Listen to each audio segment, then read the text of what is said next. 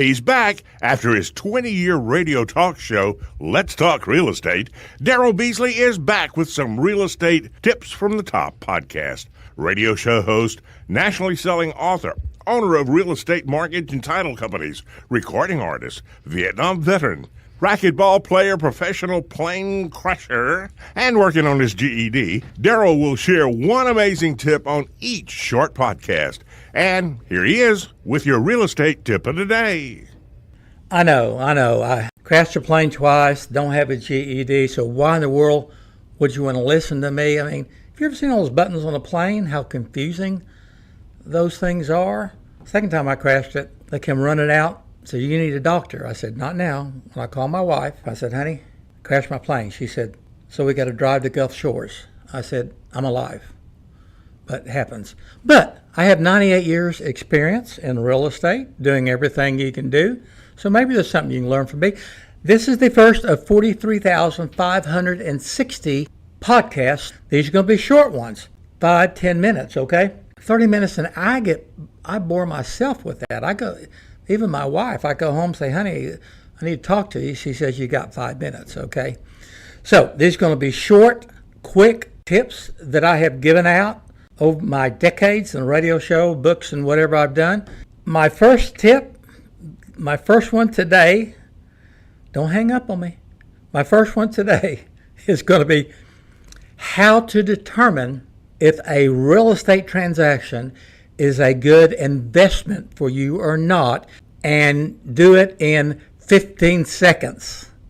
You all hung up. 15 seconds, okay? I know. Return on investments to calculate. I got all that GRI, CRS, all that top level stuff. I know you've got taxes and insurance and net income, vacancy, maintenance. I know you got all that stuff, but I ain't got no GED. I ain't got no time for that, okay? This, ladies and gentlemen, has worked for me in the many decades I've been in real estate. It has worked for me 90% of the time, okay? Not every time, but 90% of the time, you're going to test it. 15 seconds, you can tell if something is a good investment or not, okay? Now, this is called the Daryl Double Down, Dare You, Done Did It method, okay? Your CPA doesn't know about this. Your financial guru doesn't know about this. Only me, okay? How do you do it in 15 seconds? You ready? Take the sales price of the investment and divide it by the annual gross income. That's it. I know what you're thinking. All those other factors, I know that stuff, okay? But try it. You're going to buy a little house, $200,000, rent it for $1,500 a month. $1,500 a month, what's that, $18,000 a year? $200,000 divided by 18 years is a little over 10. Let's say 11 years. That's an 11-year deal. I'm saying if it's 15 years or over, in my opinion, it's not probably a good investment. 10 to 15 years, I'm going to say is an okay investment. Below 10, I'm going to say is a good investment. I know all the other factors, and we know if it comes out, in this case, at 11 years, then we know it's going to be longer than that, because when you factor in vacancy, maintenance, and all that other stuff, we know it's going to be longer. But sales price divided by the gross annual income, I've seen fourplexes for $300,000. Now, I'm in Louisiana. I was the number 3 agent in Oklahoma back in 1915, I think it was, whatever, number 1 in my market in Northeast Louisiana. Fourplexes, I mean, that can be $4 million in California. That can be $50 someplace. $300,000 fourplex that you can rent for $1,000 aside, $4,000 a month, $48,000 for the year. $300,000 divided by that 48, let's say 50, 6 years. I'm saying that's a good investment. You calculate it out, you talk to your CPA, you do the return on investment, that's going to come out fine. I talk to hundreds of people. I've got 3 or 4 businesses, the largest real estate company in my market, but I do mortgage, everything, whatever. I had somebody call me on a multi-million-dollar deal. And they said, man, we got this multi-million-dollar deal, but there are no comparable sales.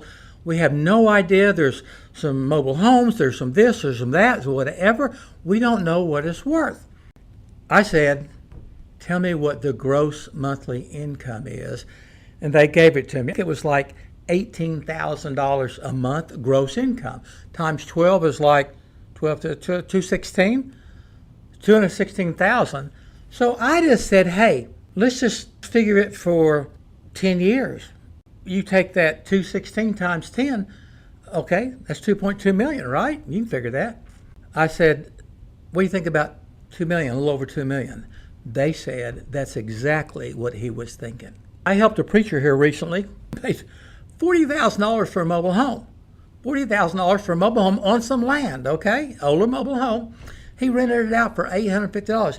$850, like $10,000 a year, 40 divided by 10, 4 years. None of you here will tell me that's not a fantastic investment. I'm not saying he's going to pay it off free and clear in that period of time. You got the taxes and that stuff, but it's not going to be much longer, is it? Now, every real estate transaction, there are different things. Sometimes you're buying for cash flow. Sometimes you want income on a monthly basis that you can live on. Sometimes you're buying for equity buildup. You want to buy it knowing it's going to go up 5% a year or whatever, and your mortgage decreases, and you're building that equity up. So 10, 15 years, you can put your kids through college, pay for your child support, alimony you're going to have coming up, whatever it is.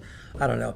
So there's different things. I have bought a lot of properties for different reasons besides cash flow and equity. I bought property I could divide up into 3 or 4 tracts and sell off. I bought one with a house.